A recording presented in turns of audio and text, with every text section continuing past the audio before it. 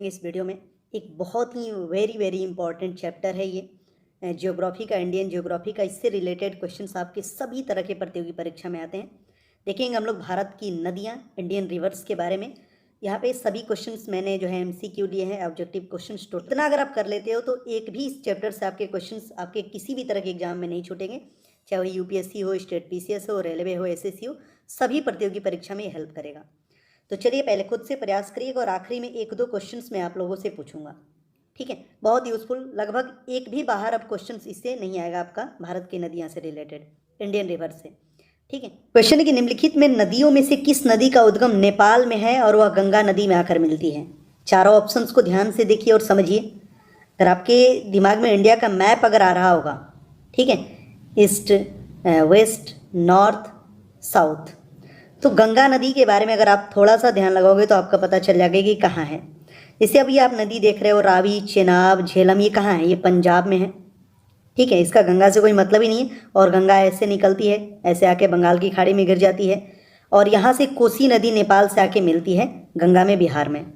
तो सही जवाब होगा option number 1, Kosi. Indian map को अगर ध्यान से एक बार देख लेते हो तो ये सारे क्वेश्चंस बन जाएंगे आपके। निम्नलिखित नदियों में से कौन सी नदी भारत से निकलकर पाकिस्तान में जाती है? तो ये नदी है सतलज नदी, ठीक है। ये नदी भारत से निकलकर पाकिस्तान में जाती है और जाके ये जो है मतलब कि वहाँ पे सिंधु नदी से मिल जाती है, जो कि पाकिस्तान की सबसे बड़ी नदी है। गंगा नदी के दो प्रमुख स्रोत क्या हैं? तो गंगा नदी के जो दो प्रमुख स्रोत हैं वो हैं भागीरथी और अलकनंदा।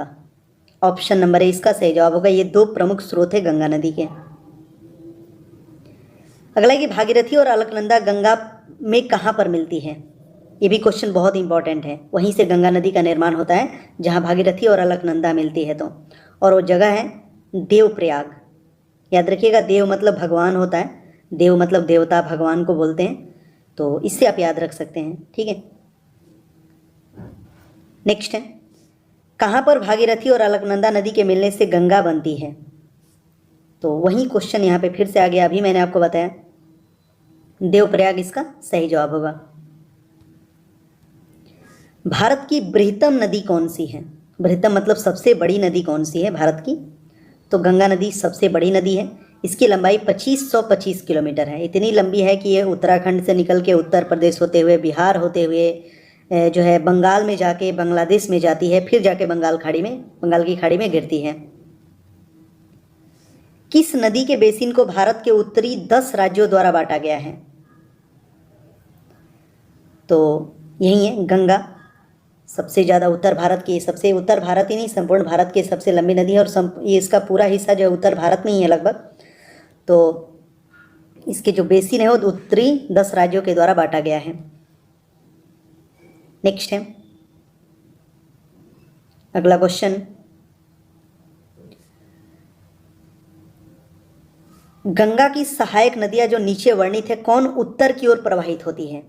देखिए ध्यान से आप, उत्तर की ओर प्रवाहित होती है। तो सही जवाब होगा ऑप्शन नंबर सी, सोन नदी।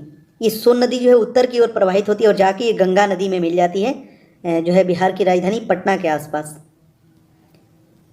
नेक्स्ट है कि गंगा नदी की सहायक नदियों का पश्चिम से पूरब की ओर सही अनुक्रम क्या है? पश्चिम से पूरब की ओर, तो सही अनुक्रम है वो है ऑप्शन नंबर ए, यमुना, तब घाघरा, सोन, गंडक, कोसी। ये सही अनुक्रम है पश्चिम से पूरब की ओर। ये सब जाके ये गंगा की सभी सहायक नदी है, और यमुना जो है गंगा की सबसे बड़ी सहायक नदी है, ये भी आप याद रखिएगा, ठीक है। और सोन, गंडक, कोसी ये सब बिहार में जाके मिलती है, और यमुना, घाघरा ये यूपी में जाके गंगा से मिलती है। निम्नलिखित में से भारत में तलछट को परिवाहित करने वाला प्रमुख नदी कौन सी है? तो ये गंगा नदी ही है तलछट को प्रवाहित करने वाली प्रमुख नदी। गंगा में दक्षिण की ओर से मिलने वाली नदी कौन सी है? तो दक्षिण की ओर से जो है मिलने वाली नदी है, सही जवाब होगा ऑप्शन नंबर सी, सोन नदी। भी मैंने बताया ना, दक्षिण की ओर से मिलती है और ये उत्तर की ओर बहती है, तो दोनों तो बात एक ही हो गया। भारत में डेल्टा बनाने वाली नदियां हैं, तो डेल्टा बनाने वाली नदी हैं ये हैं इसमें गंगा भी आती है, कावेरी, गंगा, महानदी, ये तीनों डेल्टा बनाती हैं। सुंदरबन डेल्टा का निर्माण करने वाली नदियां हैं, तो गंगा और ब्रह्मपुत्र जो है सुंदरबन डेल्टा का निर्माण करती है, जो पश्चिम बंगाल में है। इससे बाहर एक भी क्वेश्चन आपका नहीं आएगा, ठीक है। इंडियन ज्योग्राफी के इंडियन रिवर्स के चैप्टर से इससे बाहर एक भी क्वेश्चन नहीं आएगा, जितना यहाँ पे प्रश्न मैंने ले लिया है। नर्मदा नदी किस स्थान से उत्पन्न होती है? तो अमरकंटक से निकलती है नर्मदा नदी, ठीक है, जो कि मध्य भारत की सबसे बड़ी नदी मानी जाती है। सबसे ज़्यादा ये जो आपके मध्य प्रदेश में बहती है। निम्नलिखित में से कौन सी दो नदियां अमरकंटक से निकलती हैं? तो दो नदी निकलती है अमरकंटक से, एक है नर्मदा और एक है सोन। सोन जो कि गंगा नदी में मिल जाती है, और नर्मदा जो कि एक स्वतंत्र नदी है जो है अरब सागर में गिरती है, काफ़ी लंबी नदी है। प्रायद्वीपीय भारत की निम्नलिखित में से कौन सी नदी अरब सागर में नहीं मिलती है? तो अरब सागर में नहीं मिलती है वो है कावेरी नदी। ये जाके जो है बंगाल की खाड़ी में गिरती है। बाकी पेरियार, नर्मदा, ये सब ताप्ती अरब सागर में गिरती हैं। निम्नलिखित में से कौन सी भारतीय नदी पश्चिम की ओर बहती है तथा अरब सागर में गिरती है? तो अभी मैंने बताया नर्मदा, ऑप्शन नंबर ए सही जवाब होगा। निम्नलिखित में से वह नदी कौन सी है जो पूर्व से पश्चिम दिशा की ओर बहती है और ज्वार नदमुख बनाती है? इसको वेला संगम भी बोलते हैं, ज्वार नदमुख बनाती है।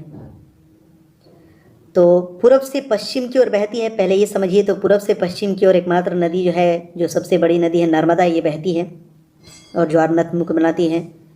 निम्नलिखित में से वह नदी कौन सी है जो एक विभ्रंश घाटी यानी कि रिफ्ट वैली से होकर बहती है?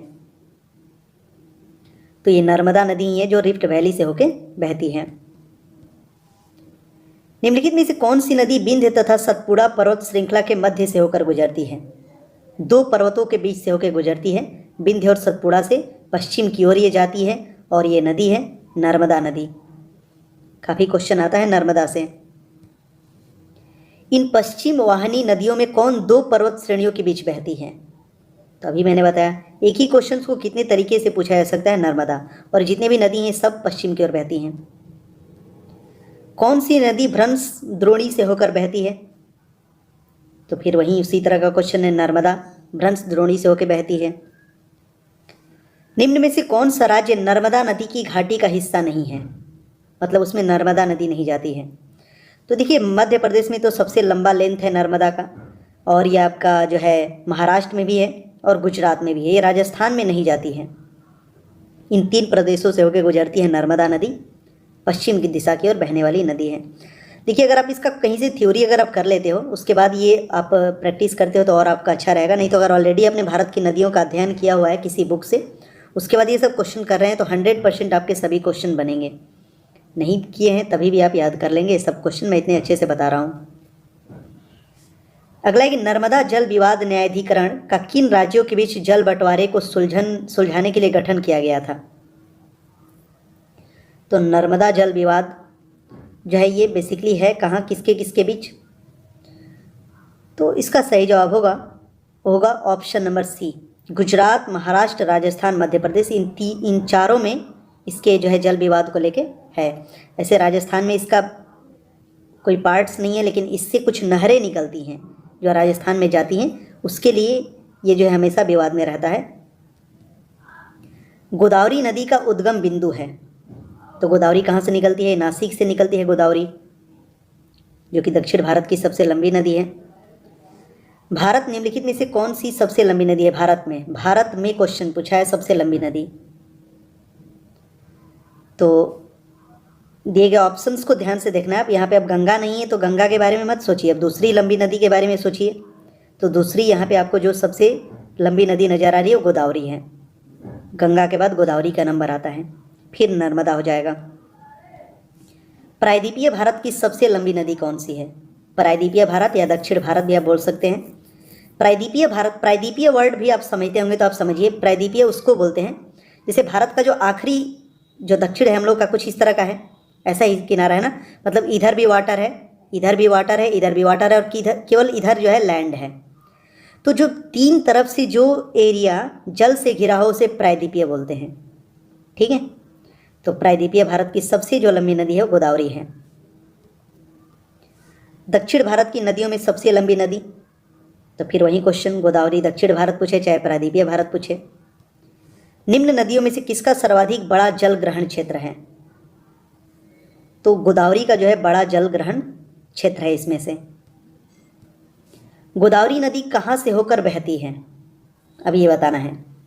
तो गोदावरी नदी कहाँ से होकर बहती है? तो ये महाराष्ट्र से तो अभी निकलती है, मैंने बताया नासिक से। उसके बाद ये आपका तेलंगाना और आंध्र प्रदेश में भी जाती है।